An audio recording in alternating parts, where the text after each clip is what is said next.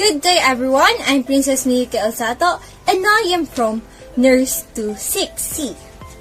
Today, we're going to discuss a very common and sometimes painful condition, HyperAcidity. This presentation is titled Managing HyperAcidity, a Guide to Diet, Lifestyle, and Medication. Our core message is simple: healthy habits, healthy stomach.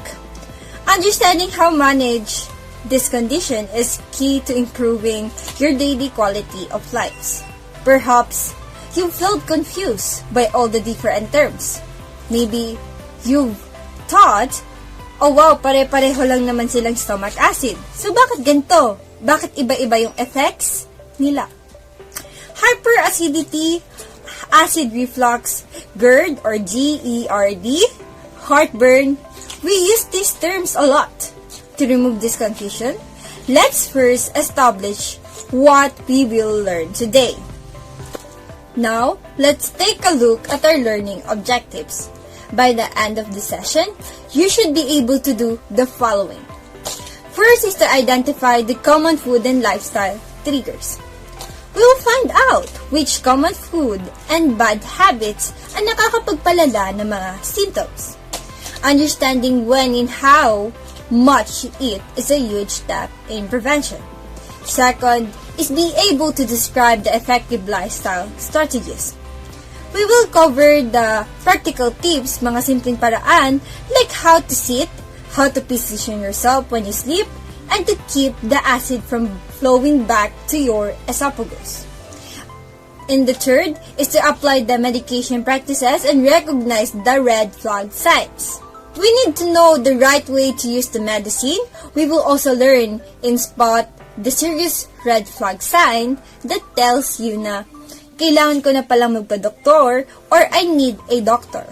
And fourth, commence the daily monitoring and regular follow-up checkup. Management is a long-term commitment. It requires consistent daily monitoring and regular follow-up checkup and to maintain that pagmatagalang kalusugan of your stomach. So, let's start with the basics. What exactly is the condition we call hyperacidity? Let's define our topic. What exactly is hyperacidity? Hyperacidity is essentially a condition where the stomach produces an excessive amount of hydrochloric acid or HCl. When this acid becomes too much or sobra na, that's when becomes a problem.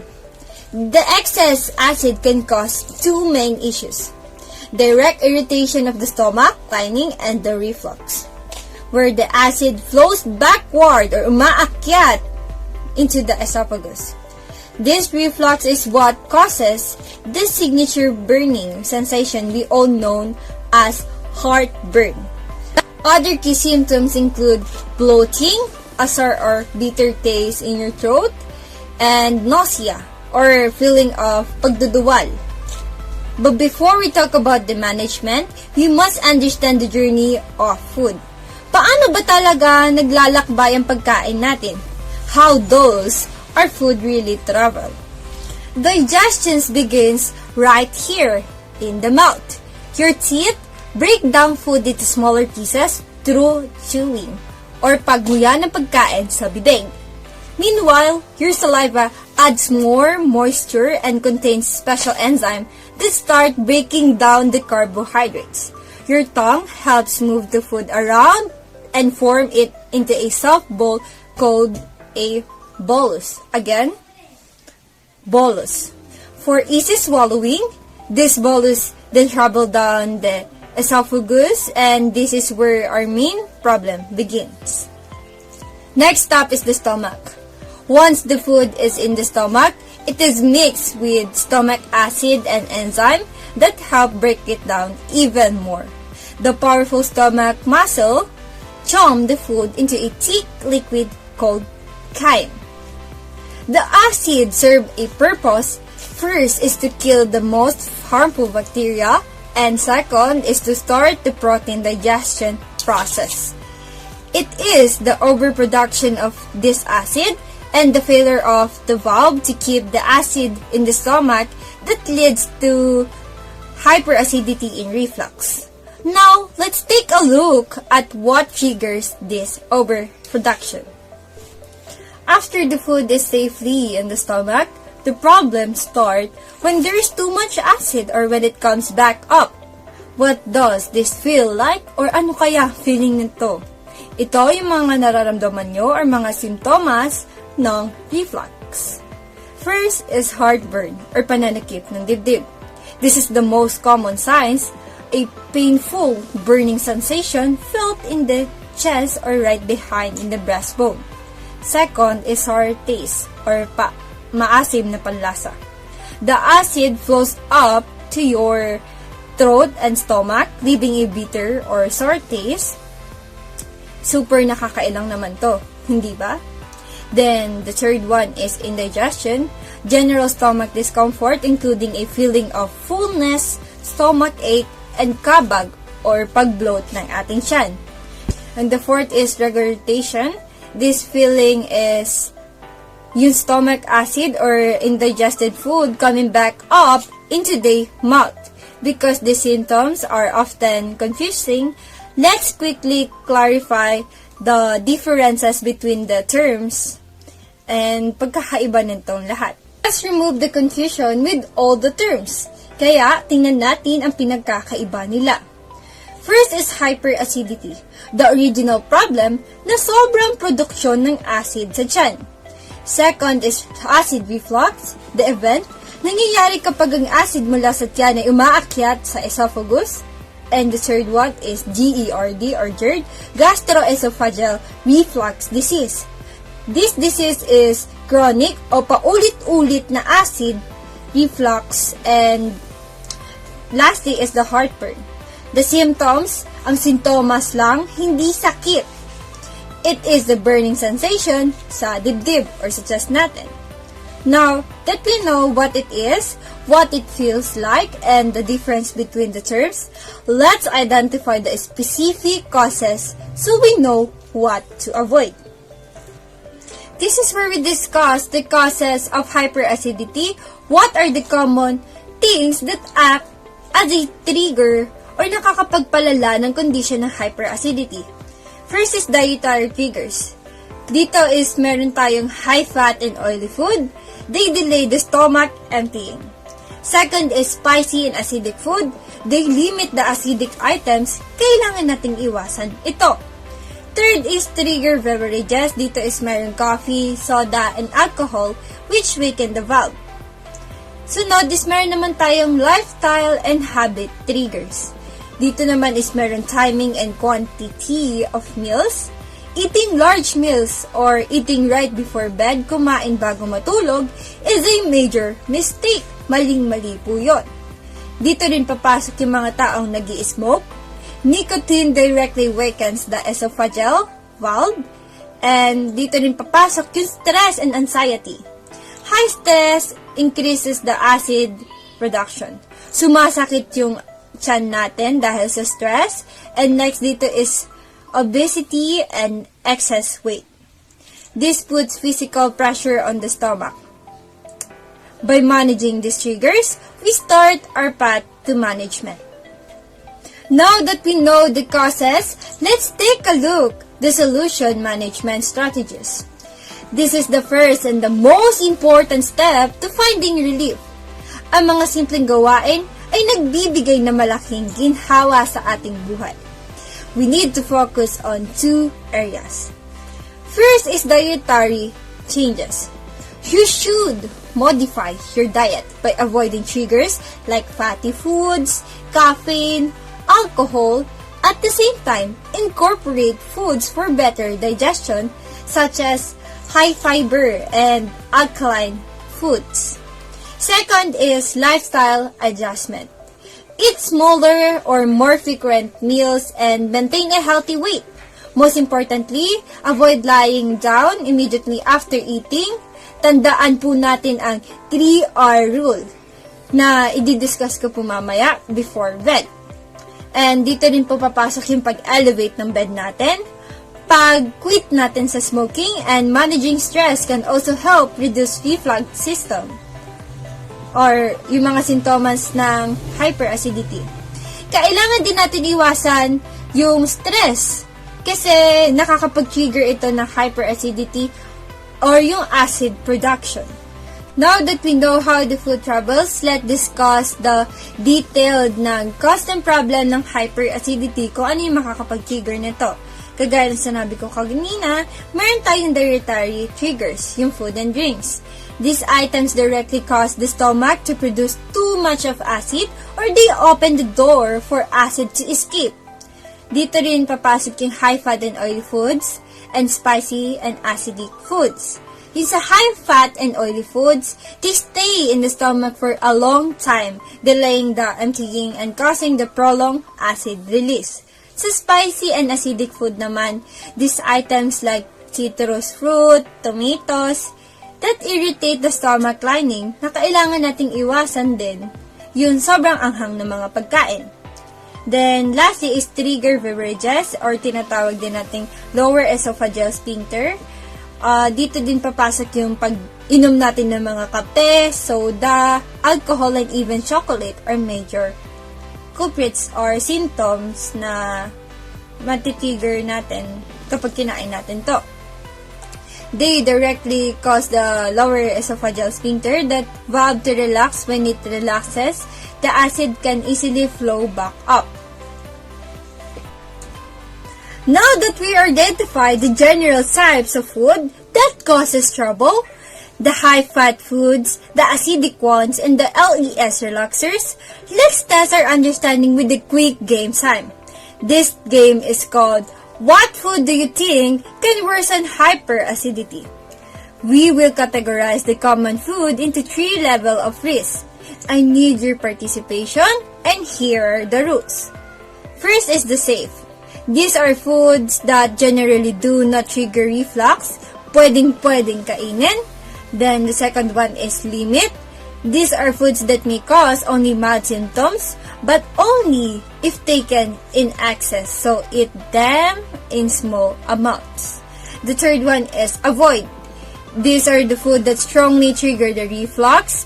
These are the main culprits or mga salarin kung bakit nagkakaroon tayo ng reflux or hyperacidity. So, ready na ba kayo? Kasi ready na ako, and let's begin the game and see which category certain foods fall into. Now, let's look at our first group of foods. We have rice, kanin, oatmeal, and gatas or milk.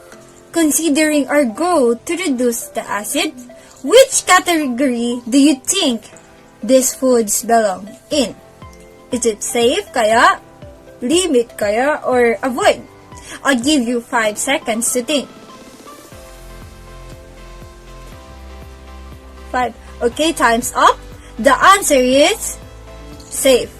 These foods are considered safe because they are in low acid and easy to digest, and milk can temporarily coat the stomach. These are the staple foods for an acid-friendly diet. Now, for our second set of items, look at these 3. There's fried chicken, citrus fruits, and a coffee.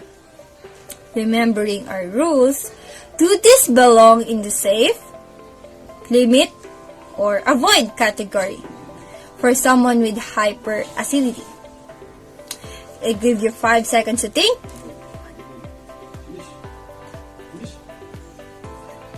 Okay, time's up. The answer is definitely avoid. These are the major triggers. Fried chicken is high fat, which slow down the digestion. Citrus fruit, they are highly acidic and irritate the esophagus. And lastly, the coffee. This is classic LES relaxer that opens the valve, letting acid flow back up. We need to avoid this if we want a comfortable stomach. Last question for our game. Look at these 3. There's a onion, sibuyas, soft drinks, and butter. Which category should be placed? Is it safe, limit, or avoid? I'll give you 5 seconds to think. Okay, time's up. The correct category for this is limit. The correct answer is limit. And here's why. There's a Coca-Cola. Like coffee, this is a carbonated drink that is highly acidic and acts as a strong LES relaxer that is needed to be limit. Kailangan nating ilimit ang pag-inom, kagaya na lamang ng butter. This is a high-fat food that are hard to digest and stay in the stomach for longer, and increasing the pressure and the risk of the reflux. And kagaya na lang din ng onion, both raw and cooked onions are known to relax the LES, which allows the acid to flow back up easily. Ito yung mga food na kailangan nating ilimit o mas untian ang pagkain natin ito. Excellent participation, everyone! Maraming salamat, and it looks like you've all absorbed the essential strategies for food management. Remember, what you eat is your first line of defense. Okay, tapos na tayo sa food items na dapat i-avoid. Ngayon naman, pag-usapan naman natin ang tama niyong paraan ng pagkain. This is about the meal sizing and the frequency. We have goal, ang layunin natin ay i-maintain ng steady at mababang level ng stomach acid. Second is the problem. Bakit kailangan itong gawin? When you eat large meals, it overstretches the stomach. This significantly increases the internal pressure, which is easily overcome the LES and cause the acid to go up. And there's a action. Ano ang solusyon? Ang simple at effective na solusyon, it's small, frequent meals sa halip na 2 o 3 malalaking kainan. Kapag maliit ang portions, hindi masyadong mapupuno ang ating tiyan o yung stomach natin. Mababawasan yung pressure at mas madaling ma-manage ng acid production. Tandaan, small meals, better digestion. This change will give you the relief, the immediate relief. Now, let's proceed the proper way to rest after eating. Ang huling at pero napakahalagang topic natin sa lifestyle management ay tungkol sa tamang pwesto ng pagtulog. When we lie down flat, mas madaling umakyat ang acid, kaya mayroon tayong tips dito. Una na lamang ang proper positioning habang nakahiga. So makikita natin sa PowerPoint na to ang tamang pagposisyon ng pagharap tuwing natutulog tayo, tuwing nagkakaroon tayo ng simptomas sa HyperAcidity reflux natin. So, itaas niyo yung kanang kamay nyo at ang inyong kaliwang kamay. Ngayon, humanap kayo sa inyong kanan. Ito ang side na bawal or iwasan nating makatulog tayong nakaharap sa kanan sapagkat ang acid natin is mas possible na umangat sa ating esophagus. Ito is nakakapag-trigger din and magdudulot sa atin ng mga sintomas ng hyperacidity. And kapag sa kaliwa naman tayo humarap, dito is magkakaroon tayo ng mas komportabling pagtulog sapagkat hindi natin mararamdaman at maiiwasan natin ang pagkakaroon sintomas ng hyperacidity. Then, the second one is pwede tayo magsuot ng light clothing that increases the pressure sa tiyan, especially sa pagtulog natin. Dapat po relax ang lahat bago matulog. Dahil sino po bang ang may ayaw ng masarap na tulog, hindi ba? Then, the third one is i-elevate ang ating ulo. And elevate natin yung ulo natin sa kama natin. Maglagay tayo ng 6 to 8 inches na unan. Mas okay sana po ang wood blocks or the most convenient way. Use a wedge pillow place under your mattress. Then, the next one is pag-angat na buong itaas na katawan. This is crucial because it uses a gravity to prevent stomach acid from flowing back up. Ito ang pinaka mas mabisa laban sa nighttime reflux. Then, the next one is pillow are ineffective ang unan po ay hindi sapat, sapagkat it is simply stacking up ordinary pillow is ineffective po. Ang mga unan ay hindi sapat at maaari pang magpalala ng reflux natin because they bend your body at the waist, and this increases stomach pressure and can trap the acid po.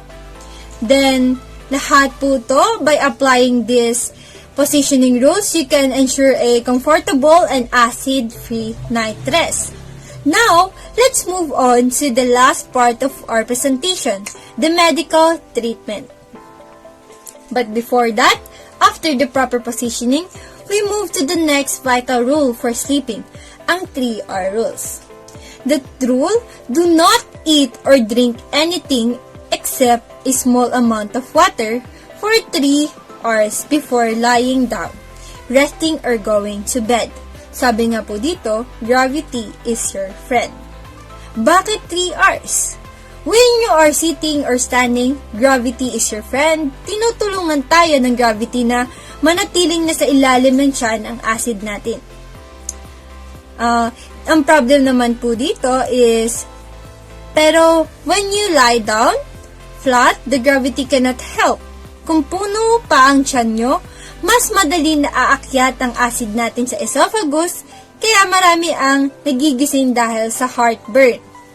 Then next, ang kailangang action nito, that your window ensure that your stomach is mostly empty before you become horizontal. This drastically reduces the nocturnal reflux or yung pagsakit ng dibdib sa gabi, heartburn po. This is one of the most effective habits you can adopt for comfort po before matulog. So, tandaan po natin ang 3 hours empty stomach before bedtime. Mas mahalaga po to para maiwasan yung mga sintomas ng hyperacidity. After covering all the crucial lifestyle changes, let's talk about the medication. Syempre, our first line of defense is always a healthy lifestyle. But, when symptoms are persistent and matagalan, sinasabi natin chronic, we need a medicine po. But we need to use them correctly. Tandaan po natin ito. There are 3 main types of hyperacidity medication you should know. First is antacid. This is a on-demand medication. These are your fast-acting OTC or tinatawag nating over-the-counter medicine like Gaviscon or Cremil S. They are taken when symptoms occur or sinasabi nga po natin on demand. Ang function naman po nito is to neutralize the stomach acid instantly. They give you quick relief pero temporary lang po. Then the second one, we have the H2 blockers and PPIs, proactive. These are the medication that reduce or block acid production.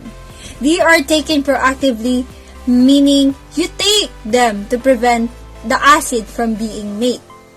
So, yung H2 blockers po is they reduce the acid production used for more frequent system, and yung PPIs, yung proton pump inhibitors, these are the strongest. They effectively block the acid production to allow your esophagus to heal. They are usually taken before meals, often before breakfast, because they need time to work. Then, the 3, we have the common side effects din po nito. Kailangan din po nating maging aware of the possible side effects, especially with the PPIs and the H2 blockers. This can include constipation, diarrhea, headache, or nausea. Remember, always consult your doctor to know which medication is right for you, especially for the condition na pangmatagalan or chronic. Huwag po tayong mag-self-medication. While lifestyle changes help, kailangan natin maging alerto sa mga severe warning signs or red flags. Kapag nakita ninyo mga sumusunod, seek immediate medical attention. First, the severe warning signs or red flag. Difficulty swallowing or dysphagia, nahihirapan lumunok, vomiting blood, black or tar-like stools or maitim na dumi, pwedeng may bleeding sa digestive tract. So, ano mga kailangan gawin? What to do? These are serious complications. Huwag po tayo mag-self-medication dito. Go to the nearest hospital right away. Your safety is always the priority. So, let's summarize the key step for long-term relief. To modify your diet, iwasan po ang triggers. Huwag po mga fatty acid, caffeine, or alcohol. Eat smaller meals. Mas maganda po ang small, frequent meals para mabawasan ng pressure sa tiyan. Sunod is positional changes or yung pwesto po natin. Wait for at least 3 hours before lying down after eating. Elevate the entire head of the bed, not just using pillows. And for the holistic health sa kabuuan, maintain a healthy weight and manage stress po. By consistently applying these changes, you can minimize your symptoms and always consult a professional kung may matagalan or chronic po kayong nararamdaman na. So, what happens when lifestyle changes are not enough? Mag-iiba na ang approach ng doktor? So, dito, meron tayong first medication or gamot. Your doctor may prescribe stronger medicines or antacids na quick relief or H2 blockers or PPI, the strongest acid blockade to heal the esophagus po natin. The second one is specialist or surgery. In severe or more matagalan chronic cases, a gastroenterologist na po ang kailangan natin dito. In rare instances, surgery called fundoplication may be required to strengthen the valve or the LES. Remember, these advanced treatments need careful consultation with your doctor. Hindi po dapat desisyon nating mag-isa. To wrap up our sessions, these are the final takeaways. Now, dapat natin tandaan, ang acid reflux is common but lifestyle and dietary changes can be very effective in prevention. If symptoms are persistent or severe or matagalan na talaga, consult a gastroenterologist for proper diagnosis. For permanent cure, follow the medical advice and explore long-term treatment options because your journey to be healthy and to a healthier, acid-free life starts with the small choices you make every day. Thank you, everyone. Thank you very much for your time and attention today. I hope you learned practical steps to manage your acid reflux and live comfortably. Thank you so much and have a great day. Bye-bye.